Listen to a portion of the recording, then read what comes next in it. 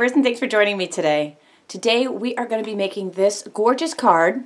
This was created by my friend Carolyn van der Straaten, and it was just so unbelievably beautiful and such a great use of the scallop tag punch in a different outside-the-box way. I could not wait to show you this.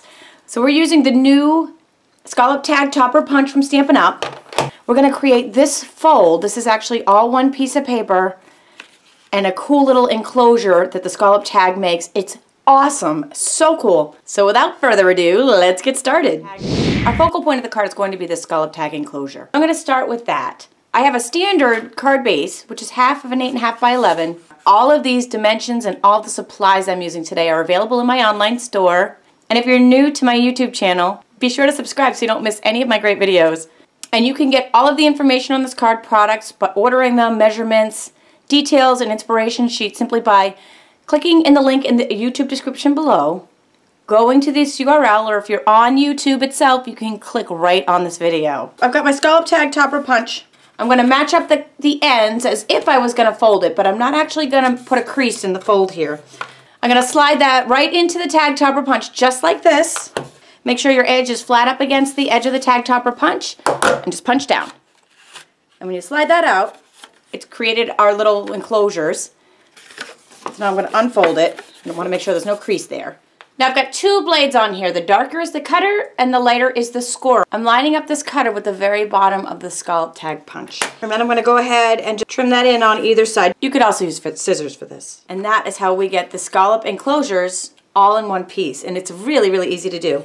The next step we're going to do is with our scoring blade, the lighter of the two blades. And now remember, this is after we cut. We're going to pull that edge through to 4 1/4 and then use the scoring blade to score, and that's going to give us our fold. Nice crisp fold. And then I'm actually going to use the scoring blade again to fold up this enclosure. And that is how this super cool scallop tag enclosure is done. Looks fabulous and super easy. Again, you can get these measurements on my site, and to decorate the card we'll be using the Perfect Pennants and Petite Petals stamp set together, and that is so fun. P, say it with me. Perfect Pennants, Petite Petals, say it fast. Perfect Pennants, Petite Pennants, you can't do it! So, these banner framelits were made to go with the Perfect Pennants stamp set, and the Petite Petals has a matching punch that goes with the flowers on this set. Great bundles, all available in my online store. I'm using the Decorative Dots embossing folder. I got this free from Celebration. Just sticking some white cardstock inside it. Sandwich the folder between 2 cutting pads and run it through tab 1 of the multi-purpose cutting platform.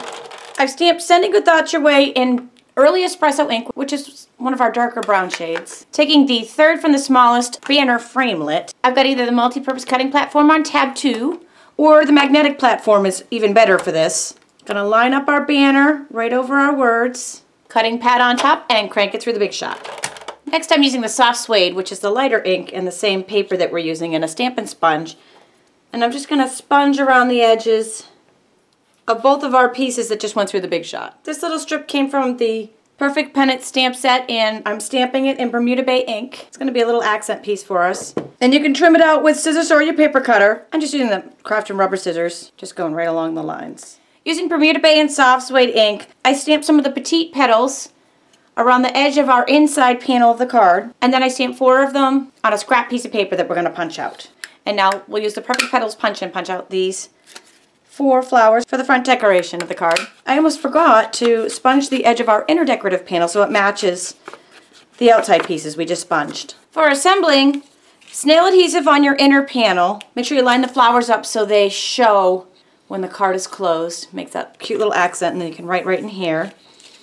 Snail as well on our Decorative Dots outer panel. I actually took a little bit of snail, stuck it to the middle of our little blue strip, that underneath our greeting banner, and then attached that section to the card with Stampin' Dimensionals to make it pop up. In the center, but a little towards the top of the card. Not quite in the middle vertically. Pop up dimensionals on the back of all of these flowers that we just punched out. And I almost forgot, after I should have done this before the pop-up dimensionals, but just use a bone folder, pencil, even your finger to just round the petals up, giving these a little bit of dimension. Then I just place those randomly around the card and finish those off with the Stampin' Up! Pearls. They're self-adhesive, they just stick right on. This really awesome natural chevron ribbon really just pulls the whole card together. This is in the Stampin' Up! Occasions catalog. It's also available in my online store.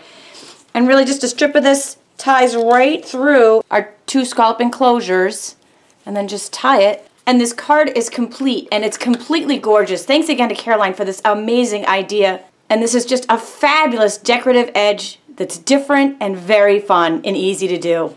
Be sure to visit my blog for hundreds more tutorials, daily inspiration, specials, and tons more. Thanks for joining me today.